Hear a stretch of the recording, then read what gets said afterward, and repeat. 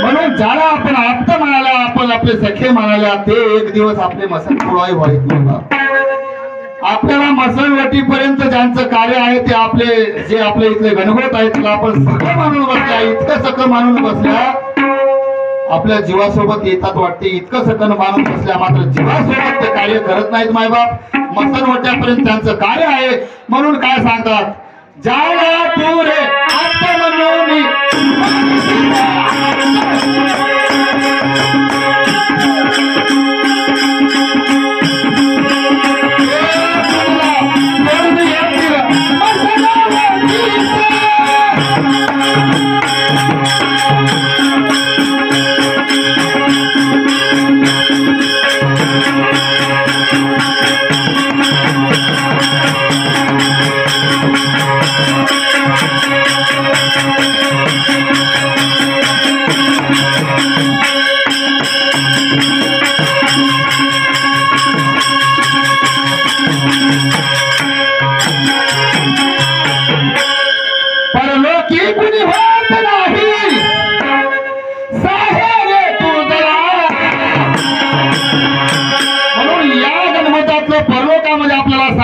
कोणी होणार नाही. परलोकामध्ये सहाय्य करता तुझा गुरु दत्त राजा काय विसरावे. म्हणून काय सांगतात, परलोकामध्ये कोणी होत नाही, सहाय्य तुझा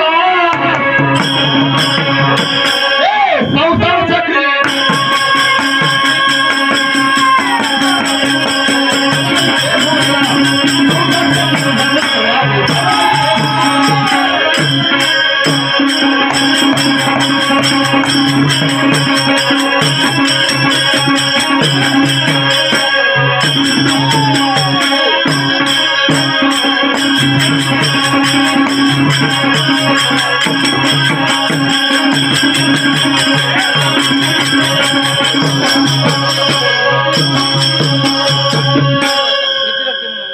मोहारूपी मद पिऊनी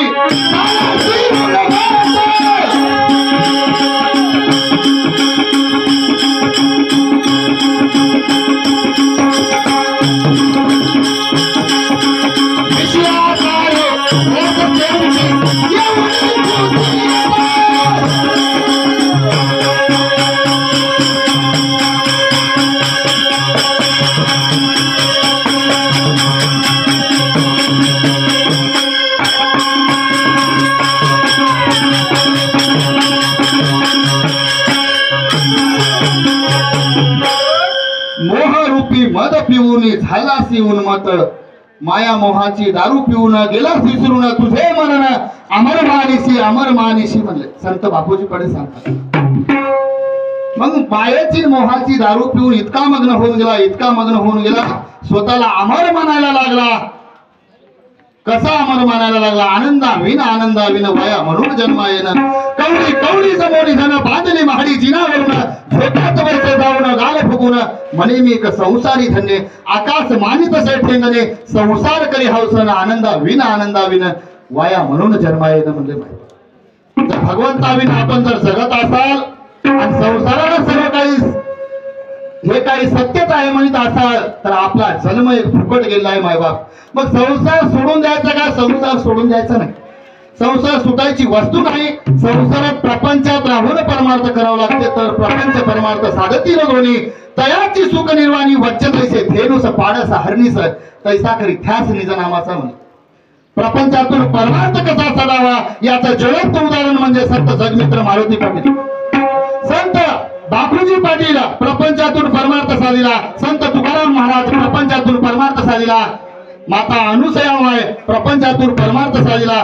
असे ज्वलंत पक्कळ काही उदाहरण आहेत मायवा तुम्हाला सांगण्यासाठी. प्रपंचात राहून गुरु महाराजांचं नाम स्मरण करून या जीवाचं हित करून घेता येते. इतकी ताकद या प्रपंचामध्ये सुद्धा आहे. प्रपंच टाळायची वस्तू नसते. आता निवळ आणि केवळ हे म्हणजे शेवटचे लोक आहेत बाबा, याच्याशिवाय काहीच नाही. याशिवाय काहीच नाही असं त्याला वाटत असेल तर त्याचा जन्म फुकट गेला. म्हणून संत बापूजी वडील काय सांगतात, मोहारूपी मद पिऊनी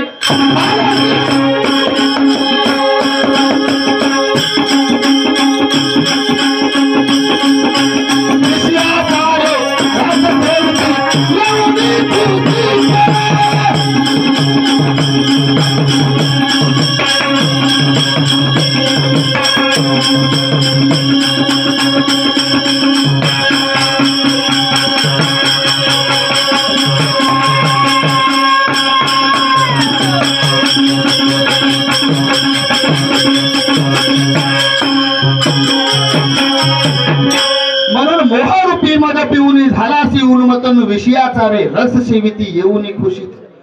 विषय नावाचा रस हे जीव सेवत आहे, इतका खुशीत होत आहे, इतका खुशीत होत आहे, या रसामुळे याला काहीच दिसत नाही माय बाप.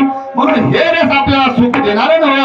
म्हणून एका ठिकाणी काय सांगतात बापूजी पाटील, म्हणून नको मना विषयाला परनार विखाचा प्याला, म्हणून नको मना विषयाला परनार विखाचा प्याला. एक वेळ विषाने मरसी, एक वेळ विषाने मरसी, विषयाने भोगी चौलासी, विषयाने भोगी चौलासी, अंत पार नाही दुःखाला परनार विखाचा प्याला. म्हणून नको मना विषयाला परनार विखाचा प्याला. म्हणून असं विषय वीर गुणवान संग में आजा आजा रे, विषय वीर गुणवान संग में आजा आजा रे. प्रपंचात राहून आपल्याला सगळं काही साधता येतं, मात्र निवळ आपल्याला विषयाचं सेवन जर आपल्याला त्या विषयाच्या आहारी गेले असेल तर आपला जन्म फुकट गेला. म्हणून काय सांगतात, मोहारूपी मद पिऊनी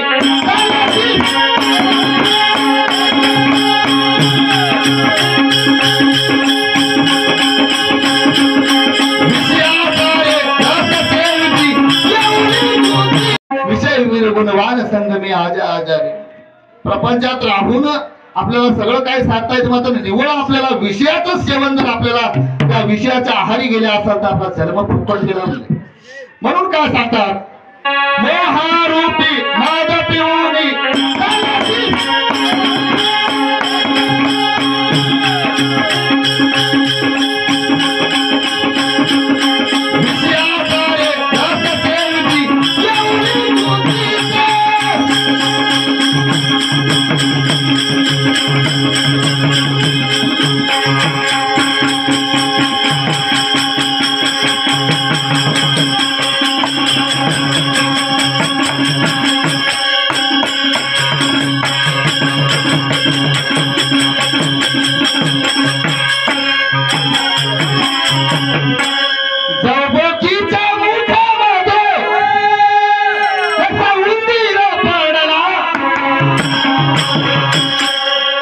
माणसं म्हणतात, बोलत बोलत म्हणतात, बायच्या आत्ता बोललो हो म्हणतात, मला आत्ता गेलं की ऍक्सिडेंट झाला मेला म्हणतात, अमुक झालं, झटका आला, आता बोललो म्हणतात चांगलं होता.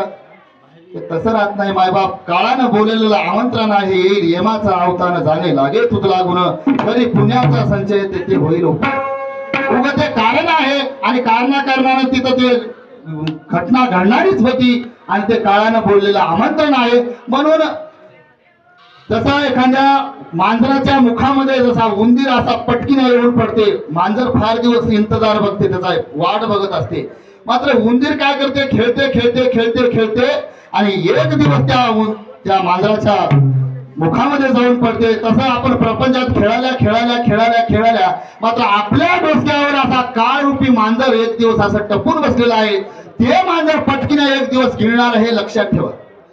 तुम्हाला गिळणार आहे, मला गिळणार, सगळ्यांनाच गिळणार आहे. म्हणून गिळण्याच्या अगोदर आपण आपली तयारी केली पाहिजे. आपण आपलं सगळं साहित्य घेऊन तयार झालं पाहिजे, तर आपण आपला इथला डाव जिंकायला म्हणायला हरकत नाही. आनंद नामाचे शस्त्र घेऊन जाय मोक्षाला आणि मार्गी अडथळा शरीर तुझा येत नाही तुझा. म्हणून आनंद नामाचे शस्त्र घेतल्याच्या नंतर मायबाप कोणाचंही काळाचंही चलत नाही, यमाचंही चलत नाही. सगळ्या देवी देवता या जीवाला नमन करतात. मला इतका अधिकार त्या दत्तनामामध्ये आहे. म्हणून काय सांगतात,